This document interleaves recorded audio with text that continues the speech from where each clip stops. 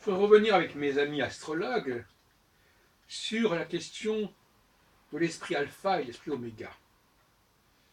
Je vous rappelle en préliminaire que pour moi l'astrologie a pour fonction principale d'expliquer le monde tel que nous le percevons, et non pas de projeter je ne sais quel symbolisme sur le monde.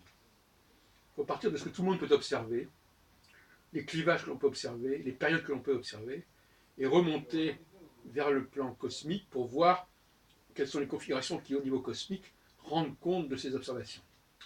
Bon, maintenant, je vais revenir sur, je vais préciser les notions qui méritent d'être précisées en introduisant un concept qui est assez classique aujourd'hui, c'est la question de zone de confort.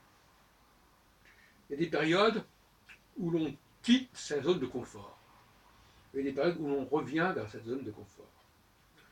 Et je dirais que quelque part, toute la dialectique cyclique revient à cela, à déterminer les périodes où les gens sont un peu frileux, veulent leur confort, veulent leurs petits avantages, leurs petites habitudes, et d'autres périodes où ils sont capables de prendre de la distance par rapport à ce confort, aux femmes, à tous les avantages matériels que ça peut représenter.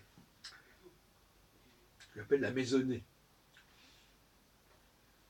Par exemple, les révolutions, entre guillemets, de 1968, de 1989, de 2011, sont, à mon avis, conditionnées par une période qui renforce la capacité à renoncer à sa zone de confort. Ce qui veut dire qu'on est prêt à un certain nombre de sacrifices, de pénuries, de privations, qui vont à l'encontre, évidemment, de la zone de confort. Et quand ce phénomène se produit, c'est-à-dire quand le triangle se forme, c'est-à-dire quand Saturne se trouve au sommet d'un triangle constitué par deux étoiles fixes royales, eh bien, on a un moment où l'humanité est capable, jusqu'à un certain point, de sacrifier sa zone de confort. C'est-à-dire qu'elle veut aller plus loin, elle veut sortir d'une certaine sclérose, elle veut sortir de ce qu'on appelle les délices de Capoue, une façon de s'arrêter en chemin, de se laisser tenter par certains plaisirs, par certains agréments, par certains bonheurs. Et bien évidemment, lorsque ce signal, ce triangle se décompose, se défait, se compresse, s'aplatit, eh bien, on revient à la tentation du confort, de la zone de confort. Donc il y a une alternance. Cette zone de confort qui d'ailleurs va permettre l'émergence de la famille, des enfants, puisque c'est à ce moment-là que les fécondations se font, puisque l'homme et la femme se retrouvent dans la conjonction justement, puisque la zone de confort est articulée sur la conjonction entre Saturne et une des quatre étoiles fixes royales, alors que la zone oméga, c'est justement lorsque Saturne est éloigné au maximum de cette possibilité de conjonction avec une étoile. Donc on voit bien ce qu'il en est. La zone de confort, c'est l'éloignement Saturne-étoile, et le retour à la zone de confort, c'est la conjonction Saturne-étoile. Une des quatre étoiles fixes royales, bien entendu. Donc, ça veut dire beaucoup de choses. Ça veut dire donc, par exemple, que la gauche, puisque pour moi, la gauche est liée intrinsèquement à l'abandon de la zone de confort, ça veut dire accepter des restrictions, des pénuries, des sacrifices, pour, au nom d'une certaine idée de l'humanité, de la société, et qui ne passe pas nécessairement par l'asservissement au travail, par exemple. Et en ce sens-là, je pense que Benoît Hamon a tout à fait raison, qu'il incarne justement ce refus de la zone de confort, quelque part. Bon. Ce refus de la routine, travail, consommation, etc. Il y a une sorte de cercle dans lequel on voudrait nous enfermer tous.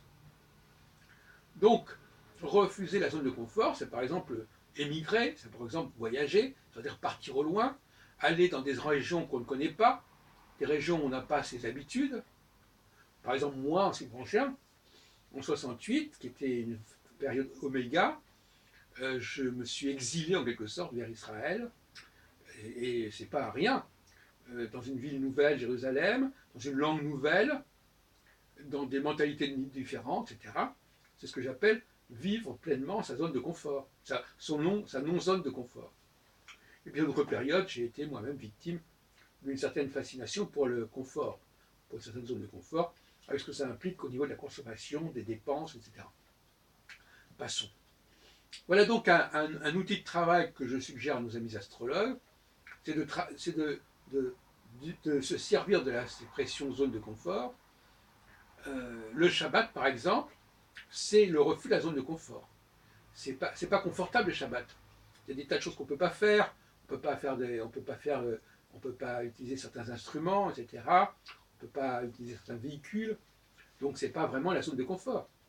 Donc effectivement, dans le judaïsme, il y a cette, on pratique d'ailleurs dans le christianisme avec les dimanches anglais, vous savez, où tout était fermé, etc.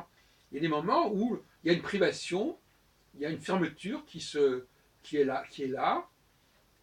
Et d'ailleurs, j'étais en train de lire un livre très intéressant qui s'appelle Le vivant comme modèle, de Gauthier Chapelle. Et voilà, je lis un passage.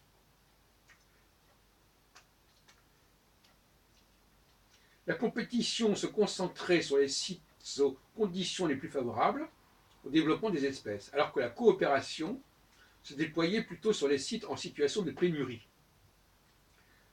Cela dit, la compétition est une relation qui coûte de l'énergie à tous ceux qui la pratiquent. Il n'est pas illogique qu'elle soit un luxe réservé aux situations d'abondance. Et par conséquent, il concluait que finalement, les périodes de pénurie et la zone de confort, c'est une période d'abondance, c'est les vaches grasses par opposition aux vaches maigres. La zone de pénurie favorise la coopération, favorise la solidarité, favorise l'entente, et on est obligé quelque part de s'entraider et de se rapprocher les uns des autres, puisqu'on ne peut pas aller très loin, puisqu'on n'a pas tellement de moyens de s'éloigner, de se distraire. En revanche, la zone de confort, la zone alpha, est une zone où les gens sont un peu pris dans leur abondance, victimes de l'abondance, et quelque part, ils n'ont pas tellement l'esprit de solidarité. Voilà, je cherchais depuis longtemps ce concept, parce que, voyez-vous, je continue à travailler sur mes définitions.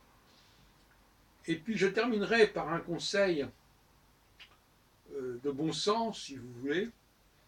Je pense qu'en astrologie, comme dans d'autres domaines d'ailleurs, il faut utiliser un langage que l'on comprend. C'est-à-dire qu'il ne faut pas, si par exemple, il faut reformuler les choses selon des termes que l'on comprenne, des termes qui sont de notre époque, et non pas des mots des planètes ou des signes zodiacaux, ou pour parler du tarot, des arcanes, etc. Il faut traduire tout cela dans un langage compréhensible. Voilà. Et ça me paraît fondamental. Le jargon, c'est quand même un truc très très problématique, et où personne ne comprend grand-chose à ce qu'il dit finalement.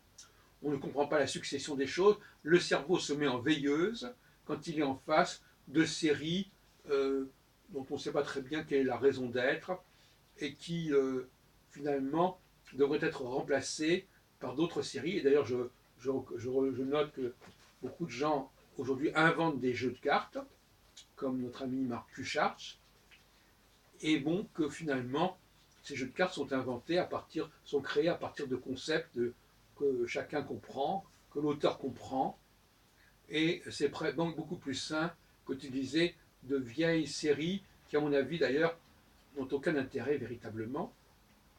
Parce que si on prend le zodiaque ou le tarot, quand on est historien, on s'aperçoit que la symbolique du zodiaque, elle est très corrompue par rapport à la source qui est la symbolique des mois de l'année, comment les gens vivent d'un mois à l'autre. Et quant à la question de la symbolique du tarot, j'ai montré aussi que c'était une sorte de melting pot, de pot pourri, de tout un ensemble de notions qui traînaient un peu à gauche et à droite, qui ont été rassemblées. Il ne faudrait pas oublier, mes chers amis, que la symbolique zodiacale a d'abord servi aux astronomes pour nommer les lieux successifs par lesquels les planètes passaient, sans aucune considération astrologique, et que concernant le tarot, il semble aussi que c'est, avant que ce soit même un jeu divinatoire, que c'était d'abord, je dirais presque, comme diraient d'ailleurs des gens comme Abby Warburg, on est dans le domaine du décoratif, on est dans le domaine de l'illustration, et euh, finalement, la dimension proprement divinatoire, elle est rajoutée par la suite, aussi bien au niveau du zodiaque que du tarot, mais elle n'existe pas au départ.